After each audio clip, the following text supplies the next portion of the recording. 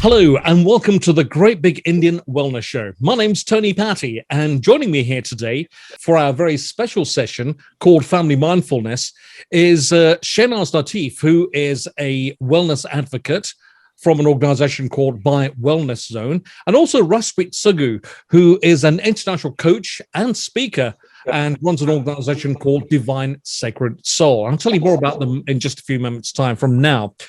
And as we start our session today on the Great Big Indian Wellness Show, family mindfulness is what today's session is all about.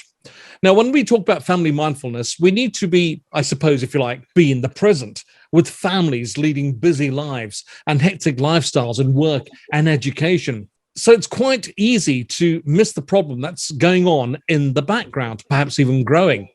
And also peer pressure from friends being in the rat race and trying to put food on the table is also quite a big aspect of our lives and everyone's lives, I suppose. Now, it's even more important now as we're coming out of the pandemic and how family mindfulness plays an integral role. So what we're going to be learning about today is that what challenges are we facing as a family? Also, what is mindfulness and why is it important? How can we get to the root cause of a problem rather than managing the issue? And how do we learn to accept that there is a problem? So hopefully you'll be able to take a lot away from today's discussion with our two experts that we have on board. Shehnaz Latif is a wellness advocate from My Wellness Zone. And as a wellness advocate, Shehnaz is passionate about family wellness. Now, she's taken self-development programs, including mindfulness-based stress reduction, otherwise known as MBSR, and is a mental health first aider as well. Now, in December 2020, she ran an online family wellness summit, bringing together over 20 wellness professionals to share their knowledge and wisdom around physical, emotional, and also mental and spiritual well-being. Rusprit Suggu, who also joins us today, is an international coach and speaker from an organization called Divine Sacred Soul. Now, Rusprit infuses embodiment, inner healing, and practical strategies for people from ethnic minorities aligned with their purpose and unique energetic signature for a healthier and sustainable approach to manifesting. As a former pharmacist, she blends the world of science and intuition with and also to teach people to understand energy and also to create lasting change. Rusprit is a revolutionary leader who believes in consistently challenging the status quo by calling forth the highest truth on self-empowerment, ethical, inclusive, and embodied manifesting practices and coaching too. Now, through her work, she facilitates people worldwide and eliminates self-doubt is what she works at, releasing expectations that dilute their dreams and step into the life that they know that they were meant to live. How exciting is that? Well, it's only right that we should welcome both our special guests today, right here on the Great Big Indian Wellness Show, Shehnaz Latif and Rusprit Suggu. A very warm welcome to you, and thank you for joining us today. Oh, thank you for having us on.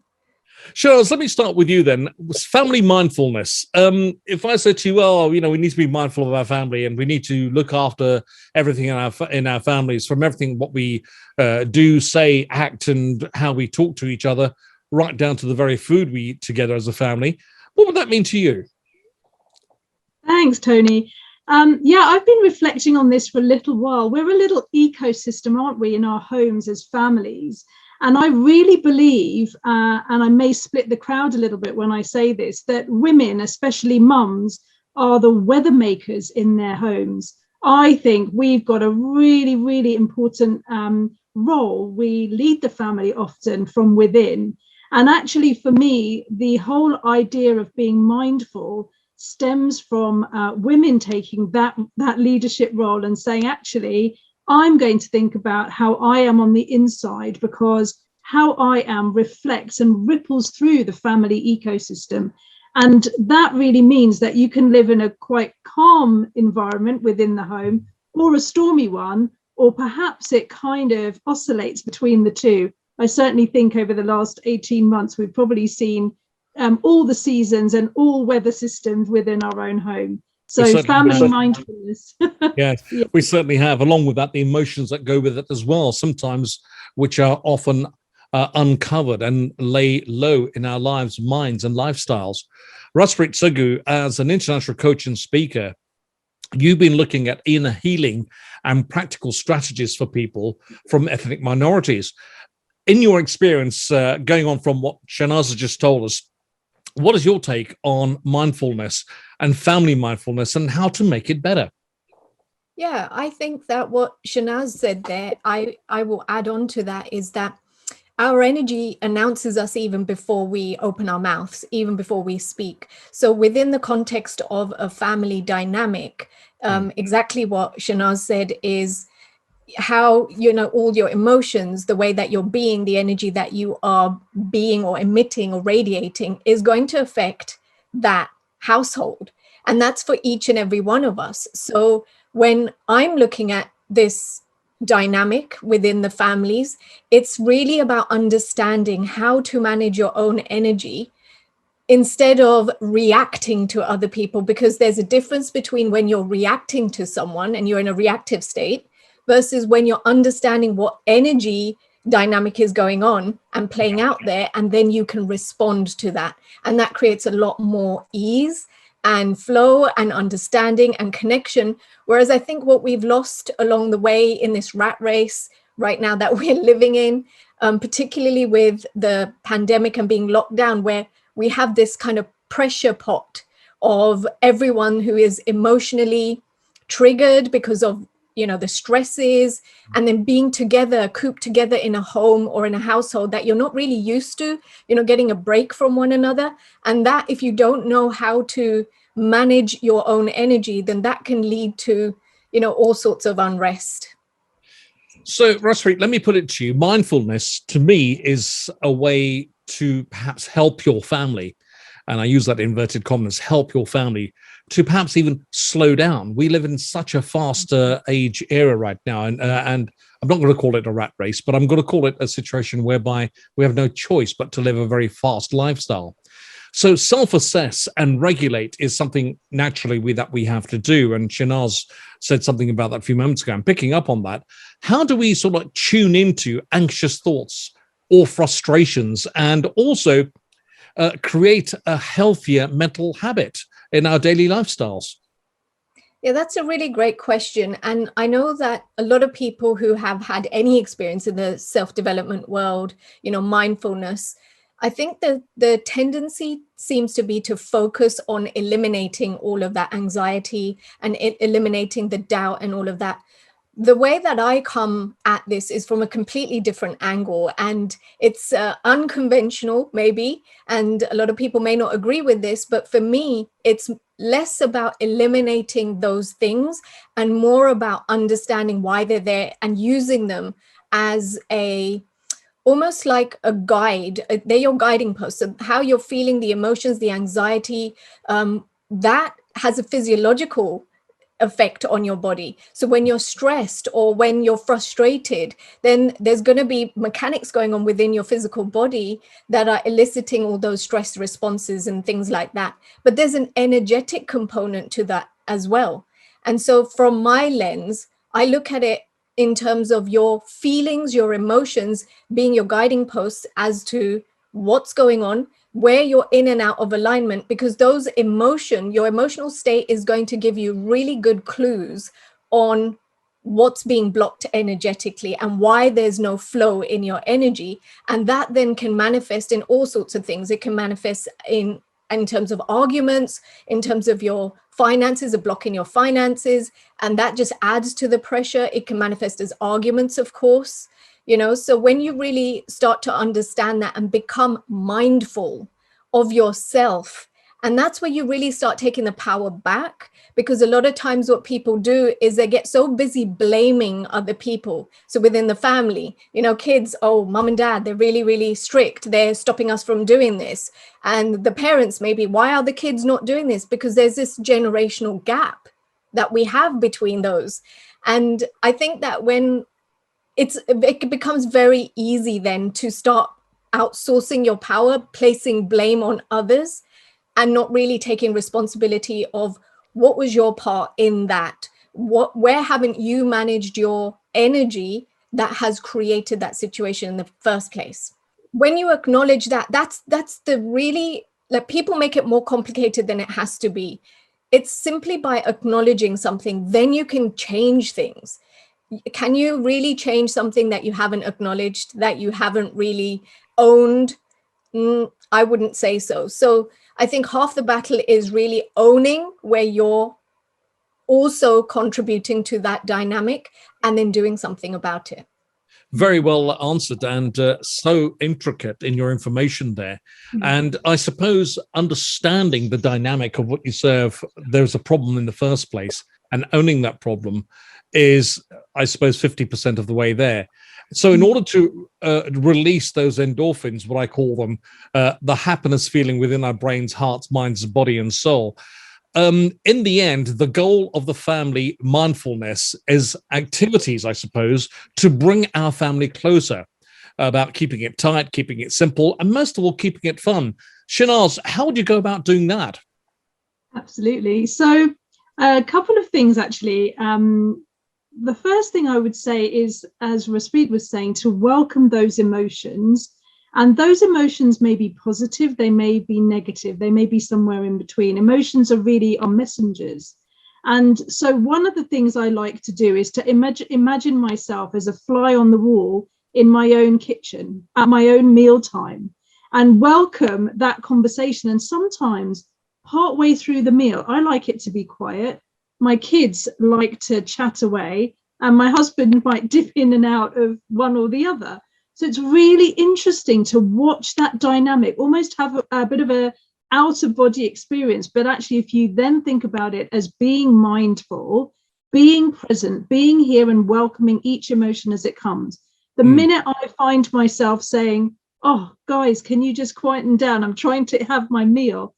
For them, this is the joy, the buzzing and the buzzing bee sounds and, just playing off of each other. That is that joy that we want to kind of harness. But Shanaz, we live in a lifestyle whereby even having dinner together over a dinner table, yes, and actually making time to actually do that is difficult in itself. Yet alone have a conversation that you speak about, because we have such complex lifestyles. Opening up to even start a conversation, you're almost afraid of doing it because you think, hang on, am I treading on anyone's toes here? Am I saying or doing the right thing? You're almost afraid of doing it. I know. And I think afraid of coming out that shell. Yeah, but as women, okay, and especially if you are, like many of us have been, the one that's making the 21 meals a day, whatever it might be, even if some of those are leftovers and a reheat, one of the things that I absolutely say is, guys, even if it's 20 minutes, we are having one meal a day together, and anyone can say whatever they want, and we will do our best to listen to each other. So one of those things is to then welcome the present. We only have this moment and this moment and this moment. And actually all the stuff that we want to talk about comes when it's ready to come. Even after picking up my children from school, my youngest, who I go and collect, one of the things we want to do is, how was school? Was it good? Are you okay? Did you have a good time? Let's just pause and actually just have that little walk out of the school gate and spend a couple of moments just breathing in one another's presence. And as Raspreet said, we'll get that energy, you'll get that sign. We have within our cultures a real benefit of ancient wisdom. We can just tune into that. We don't always have to speak. We can just pause, get that feeling, and then take it from there.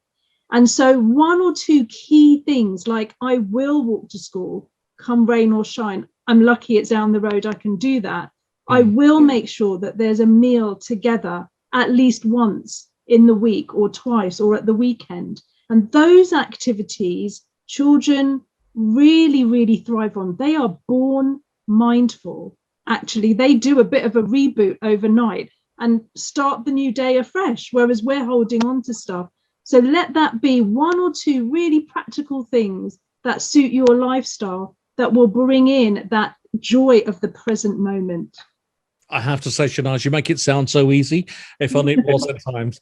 This is the Great Big Indian Wellness Show, and I'm Tony Patty, and I'm joined today for our special program, which is called Family Mindfulness, by Shenaz Latif and also Raspreet Sagu as well, talking about family mindfulness.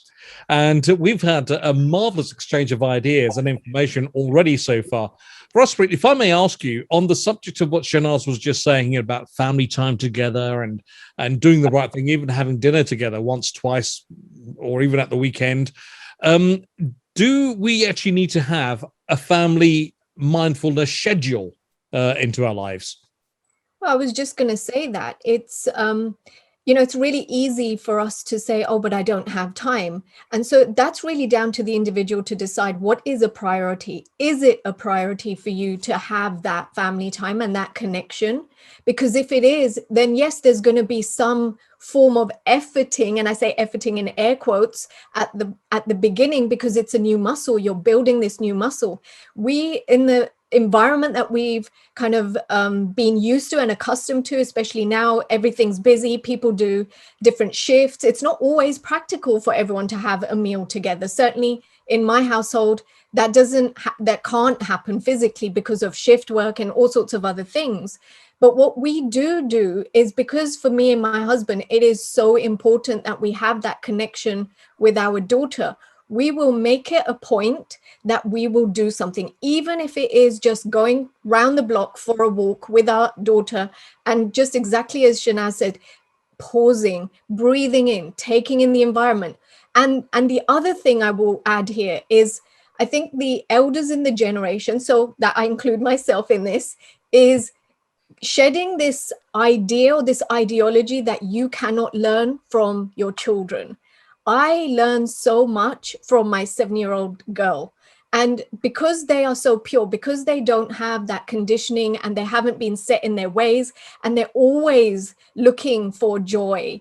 I say to my little girl all the time, like, if I've told her off, within the next few minutes, she's fine. She's not holding a grudge. She's like back to normal. And I always look at her in fascination of, how does she do that? Whereas if someone said something mean and nasty to me, I may hold a grudge for a couple of days and remember, oh, that person said this thing. Yes, Raspreet, she's 7 years old. Yes. You wait till she's a teenager. Yeah. And I speak from experience. This is the thing, right? She's 7 years old, but she's been brought up and nurtured in an environment where it's safe for her to express her feelings. And I have been on the other side of it, where I've been the rebellious teenager and not wanting to spend time with my parents because you've outgrown them. And I guess that will happen to some degree. But if you have that deep connection and you're what's the word I'm looking for? If you're forging that connection right from an early age, the family bond, that bond, that connection, then I believe that can continue, and that only will ever grow. But it comes back down to, are you making excuses because you don't have time, because whatever, you have other priorities? Is it really a priority for you? Because if it isn't a priority for you, you will find every excuse under the sun not to have that time together. And that's no one else's decision or choice but yours to make. This is the Great Big Indian Wellness Show, and I'm joined today by Shenaz Latif and Raspreet Sagu, and we're talking about family mindfulness today. And that really brings me on really nicely to my next question, which, Shenaz, I'd like to share with you, if I may, about manifesting family mindfulness, and how do we practice it and manifest it in our daily routine lives, apart from what you've already told us. How do we go about making it a daily routine and becoming almost rigid and strict with ourselves in order to install this family mindfulness? Yes. There's so many lovely podcasts and books and things that I've been imbibing over the last few months as well. One of them is about making sure that the first hour of your day is almost autopiloted and routine, that you don't actually think about. So yes, I'm including things like, brushing your teeth or having your shower or whatever it is, but also putting in there the moments where you're going to either write something down, ideally not reach for the phone and start scrolling through social media, because that has its own implications, but coming into your body, thanking your body for giving you and your mind a bit of a rest, and for being ready to take you through the rest of the day. That relationship with self is so, so, so important. I too have a teenage daughter. And I am determined that the teenage years are going to be joyous. So one of the things I speak to her about is say the little, it might be a prayer, it might be a little conversation, it might be a little intention, it might be just a giggle about something that she's got to look forward to. But it's spending those first precious moments with yourself, having a little chat. Some people like to do affirmations, some people like to write things down, listening to something inspiring, and also not procrastinating. So there's that 5-second rule. You know, we talk about that when we drop something on the floor. You can do that with yourself as well. I'm going to give myself 5 seconds and then I'm going to get out of bed. And in those 5 seconds, I'm going to say something uplifting and positive to myself. So a daily habit could be just that. Have a word with yourself in a positive way. And then the day is framed with that. And that first hour is propelling you into a really productive rest of the day and less busy, perhaps. And even if it is busy, you've got that energy to kind of flow. I just want to say one more thing about the teenagers. Please. Yeah. Okay. Do you know the teenagers turn down the voice of the parent because they need their peers to get through the next chapter. So as Raspreet was saying, our children are our lights, our guiding lights on the future. And if we don't listen to them, we don't learn about how to be in this present time. So really listening to when our teenagers speak to us. My eldest said to me, I need a silk pillowcase. And I just went, what is she talking about? A silk pillowcase? We grew up with, if you're lucky, some cotton Egyptian. Yes. Yes. But I actually then looked into it and I thought, where is she getting this from? I'm not like Beyonce. I don't need a silk pillowcase. But actually, not to cast aspersions on Beyonce, but actually when I looked it up, there was some real interesting learning about that, how that looks after your hair. It's really good for your skin. It is a breathable, natural fabric, etc. So, you know, learning from our children and learning about what's going on in the world today and acknowledging that they have things that they're discovering and helping us in that conversation to rediscover that which we thought we knew is really, really powerful. So that's what I'd say. Find time for yourself and really listen to what your kids are sharing with you. I'm going to go out and buy myself a silver pillowcase. I've just learned so much from you. This is the Great Big Indian Wellness Show. I'm Tony Patty, joined by Shanaz Latif and Raspreet Sagu. We're talking about family mindfulness today. And in our final few closing minutes of the program, Raspreet, as far as mindfulness is concerned, we kicked off the program today by talking about what changes we've experienced over the last 18 months or so, 2 years. And I'm talking about particularly the COVID situation that we've all been through worldwide. And both adults and children are having to cope with stress. What role does that play in family mindfulness with our thoughts and minds, bodies, and souls? I think one of the things, we could look at it two ways here. We could look at the stress in terms of it has been quite constricting for us, like with my daughter not going to school, not being able to interact with her cousins, her friends and everything. And that has caused its own frustrations. And then the added pressure on the parents and things like that. So we can look at it in terms of the negative effects, but we can also start looking at it in terms of, well, what good has come out of it? Because I know a lot of people who, as a result of all of this, their lives have changed for the better, actually. There are people who are now reassessing their life. What's really important? What truly is a priority? Even things like who is truly a priority, you know, with the limitations on who you can invite to your weddings and things like that. It's really forcing you to assess who are the people that you truly care about, that you actually want there, versus all the people who you're just doing it for the motions, to go through the motions because of obligations and things like that. So I think when you're flipping the lid and you're looking at it from a different angle and a different perspective, that can change the entire energy. And that's not to say you dismiss all the negative stuff. That's not what I'm saying at all, because there has been hardships, there has been stress that's come out of it. So it's about dealing with those, acknowledging what's coming up for you, and then also looking at the flip side of, well, what good has come out of this and what would I like instead? Now I can see that I'm not really happy with this job. I actually like working from home. And so what would I like more of with this situation that wasn't expected? It was a plot twist for everyone, right? But how can I make it better for myself? Excellent. There is just so much to learn from our conversation today. Shanaz, in our last few closing minutes, what are the 3 top tips that you have for family mindfulness and making sure that we can sustain a happy lifestyle within our families and our homes? Absolutely. Thank you so much. I think my top 3 would be, firstly, to make a date with yourself that you do not break. And find ways that uplift you, that make you feel joy. And if you, like me, am a mum, a woman in business, all these things are important, but your time with yourself is a meeting that should never get cancelled from your diary. Secondly, I think that in terms of the family, everybody's needs are 100% important. I learned that on a parenting course that I was attending. So what does that mean? It means everybody's needs have to go into the pot. And the better we can express that, the better it will be for our little ecosystem within the family home.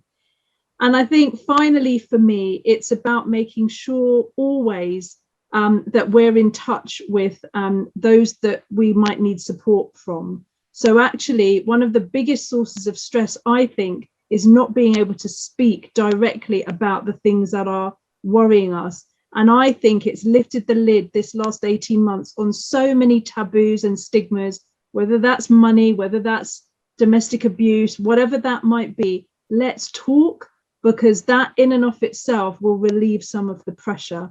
So I would really call people to find the professional that can help, find the friend that deserves to hear your story. Not everybody does. And find the time within your own dynamic at home to have that real conversation so that you can move together and enjoy the life that we have in this moment. Raspreet Sagoo, what are your 3 top tips for family mindfulness and leading a happy lifestyle? Well, I think some of mine would probably overlap with Shanaz's, but one of the things that I would say is, number 1 is stop comparing yourself. We have, especially in our culture, in the South Asian culture, this tendency to want to compare with, keep up with the Joneses, keep up appearances and things like that. Stop doing that. Just focus on you, focus on your family and what works within the confines of your dynamic, your personal family's dynamic, and don't worry about the rest. Okay, so that's one top tip that would alleviate a lot of the pressure just in doing that. The other thing, and I think this follows on from that first tip, is to start becoming aware of your cultural imprinting. I call it cultural imprinting. And that is all the things that you're doing because it's expected of you, but actually it's not really aligned to you. And so you're forcing yourself to do those things rather than it's coming from a place of, I really would love to do this. It's a joyful place. And you're doing it because of expectations or to satisfy someone else's needs.